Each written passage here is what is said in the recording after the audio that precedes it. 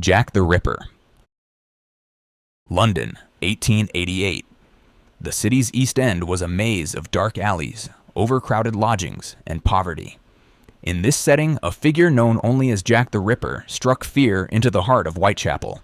His victims were women, most of them sex workers, murdered with extreme violence.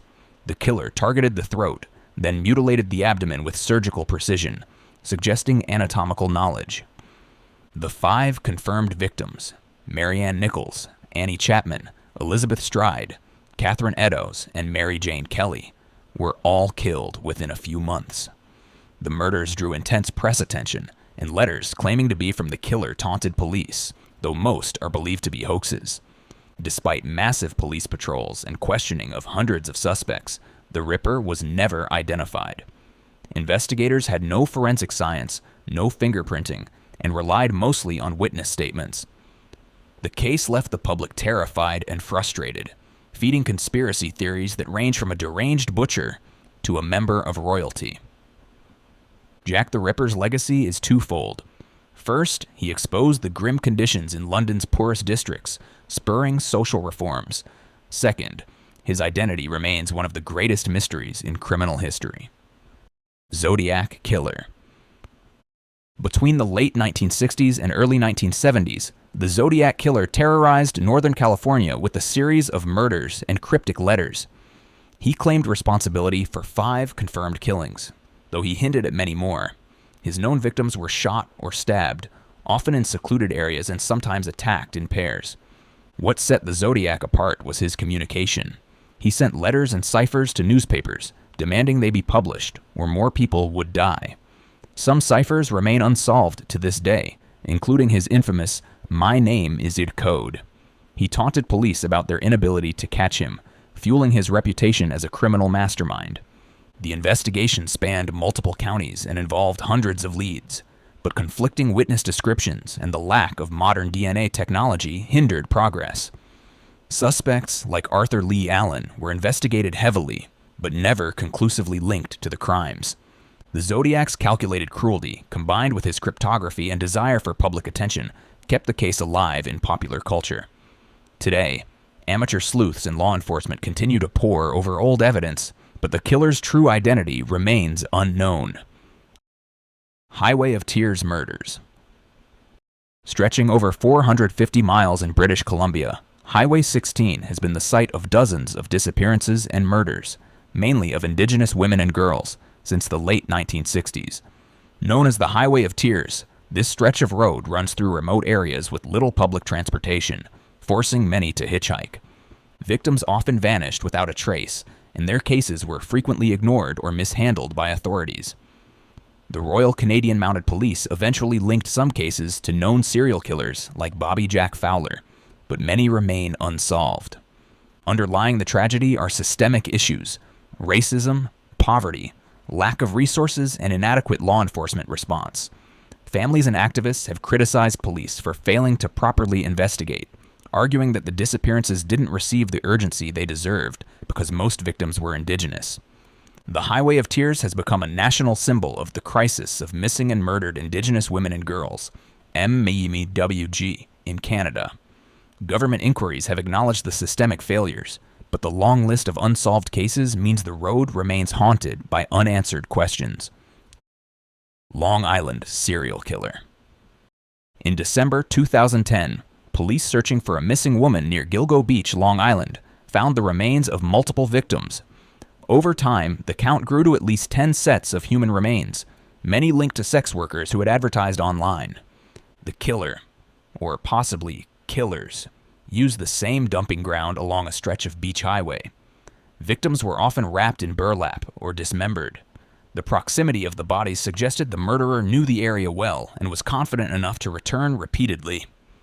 Investigators faced the challenge of overlapping timelines, partial remains, and the possibility of multiple offenders. In 2023, Rex Heuermann, an architect, was arrested and charged in connection with several of the murders, though he has pleaded not guilty and investigations continue. For over a decade, fear and speculation gripped the Long Island community. The case highlights how online sex work can intersect with danger and how law enforcement struggles when dealing with transient victims whose disappearances may go unreported for weeks. Servant girl annihilator. Before Jack the Ripper, another mysterious killer stalked the streets, this time in Austin, Texas in 1884 to 1885. The press dubbed him the Servant Girl Annihilator. His victims were mostly African-American women working as domestic servants, attacked at night while sleeping in small shacks.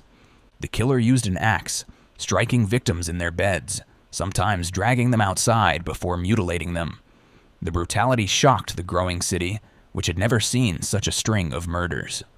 Over 8 known victims were killed in just over a year. Police arrested several suspects, but all were released for lack of evidence. Austin lacked experienced detectives, and crime scene preservation was non-existent at the time. Some theories suggest the killer later traveled to London and became Jack the Ripper, though there is no proof. The case remains unsolved and is notable as one of America's earliest recorded serial murder sprees. It revealed how vulnerable marginalized communities were to violence and how primitive 19th century policing was against such crimes. West Mesa bone collector. In 2009, a woman walking her dog in Albuquerque, New Mexico, discovered a human bone on a deserted mesa. This led to the unearthing of the remains of 11 women and 1 unborn child. The victims had disappeared between 2001 and 2005, many with histories of drug use and sex work. The unknown killer became known as the West Mesa Bone Collector. The burial site's remoteness suggested the killer knew the area and had access to it over years. The victims' similar backgrounds pointed to targeted prey.